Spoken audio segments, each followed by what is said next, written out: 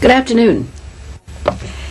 Our honor is very great today. We have had, almost as a miracle, you might say, come across the path of freely speaking, Mr. Ahmed Deedat. Mr. Ahmed Deedat is very famous in his own world, and if you don't already know him, I hope he will soon be very famous in yours. He is a Muslim.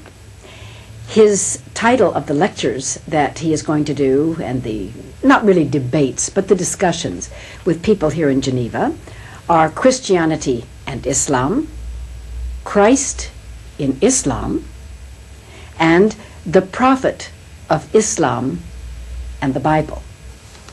Now, we are doing this interview. It is both filmed and it is on audio tape.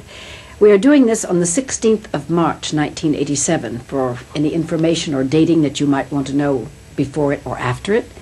And the events that will bring Mr. Deedat closer to you than this interview are going to be on Tuesday, the 17th of March, 1987, at the University in Geneva, on Wednesday, the 18th of March, in Uni 1 at the Aula B106, and the Prophet of Islam and the Bible, Thursday, the 19th of March, at 8 p.m., Uni 1, Hall B106. So that, having that out of the way, because I know the interest that you will show to this, let me then welcome, with a very warm spiritual greeting, our friend Ahmed Deedat. Thank you very much, ma'am. Now, of course, when I tell the people where you're from, yes, ma'am, it's going to be a big shock, and they think we're going to talk politics. Yes, ma'am. Mr. Deedat is from South Africa. Now, we are not going to dwell on that subject in politics really today, but I do think for our beginning we'd like to know what brought you to South Africa, yes, and how was your religious background developed in that country? Yes, ma'am. See, I was born in India, and in 1927, my father, who had proceeded to South Africa, he called me so that I can obtain better education and better means of livelihood.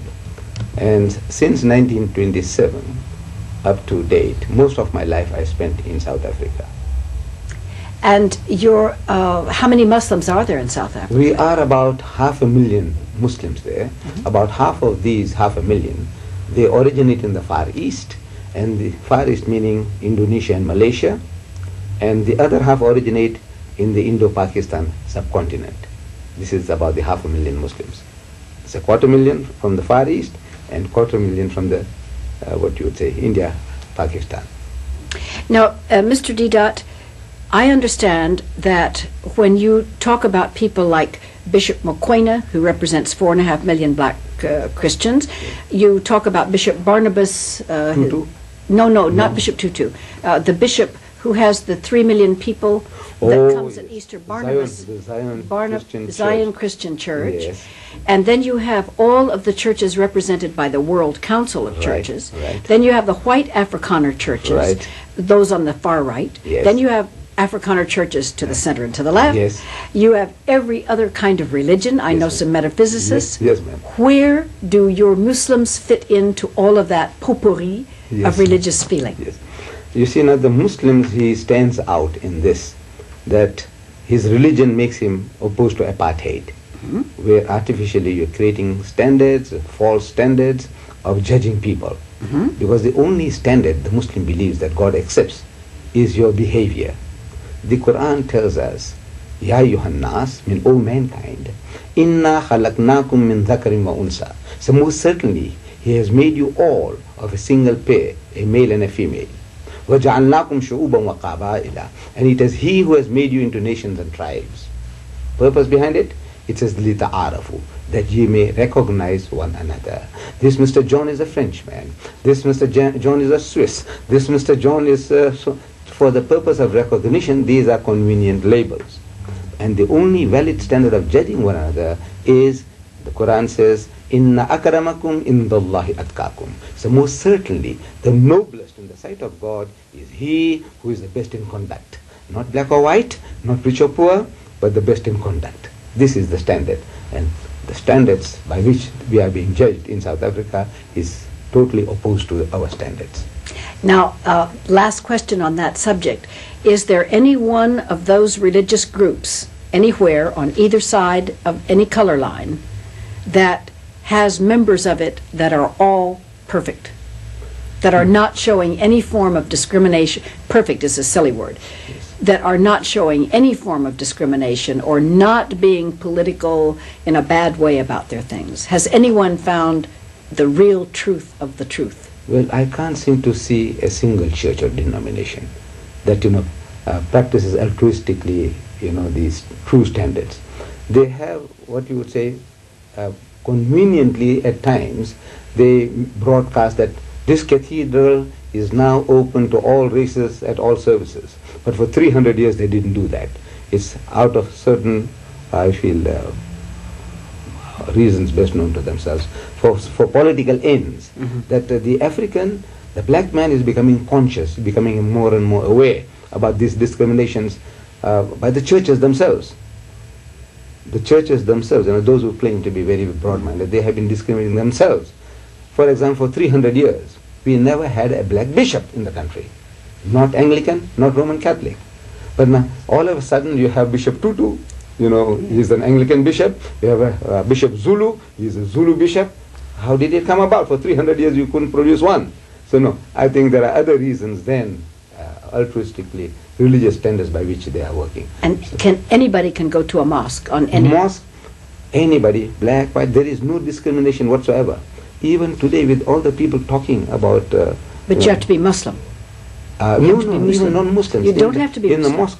The mosque that I am one of the guides in the mosque in Durban, and we get about more than 12,000 tourists a month, of the Jews and the Christians, people coming from all over the world. They come along, and one of the most important places that people do visit in Durban is the mosque, the largest mosque south of the equator, happens to be in Durban. And these people come along and they are most welcome, whether they are Christians or they are Jews or the atheists or agnostics, everybody is welcome. And we welcome them and we explain to them what goes on, and we give them free literature on Islam, and they go away happy, happy, happy. It makes us happy to welcome everybody now. Now, Mr. Ahmed Deedat, we have explored your background in South Africa, where you've come from, and we are now very interested in the fact that I have heard that you are one of the most, not advanced, deepest, best, what is the adjective, that you know as much about the Christian religion and Bible and as much about Judaism as you do about Islam, and that your message is not to be divisive, yes, but to point out what's good. Let me just ask you, yes, ma'am. Speak to us. Where do you find this healing force? You see, our belief is that the Jews, the Christians, and the Muslims, in their origin, these three religions are Semitic religions, and they have a common background in Father Abraham. The Jew respects Father Abraham, the Christian respects him, and the Muslim respects him, and we all claim a common heritage coming from Father Abraham. And I believe that it is the same religion. You see, whether you call it Judaism, Christianity, or Islam, to me these are not three separate religions. It is the same religion on different levels. The titles were given by man with regard to the term Judaism, because I've been asking Jews, Jewish learned men, that this word Judaism, is it to be found in the Torah? They says no. Is it in your Talmud? He says no. Is it in your Mishnah? He says no. Then say, where did you get it? Most of them are puzzled. Where did the word Judaism originate? As is Christianity, is this in the Bible? Any Bible? Does it speak that the religion preached by Jesus Christ was Christianity? No. So where does this term come from? The very first time the word Christian was used, we read in the New Testament, was at Antioch, when the enemies of the followers of Jesus, disparagingly they pointed to them, saying that these are Christians, meaning the worshippers of Christ. But Christ never heard the word Christian, and Christ never heard the word Christianity. And I go beyond and I say, Christ never heard the word Christ in his lifetime. But didn't he say, I and the Father are one, yes. and therefore doesn't that mean in Judaism, me talking about this, but doesn't that mean that if I and the Father are one, that that Spirit is immanent in me, and that therefore he would be the Christ?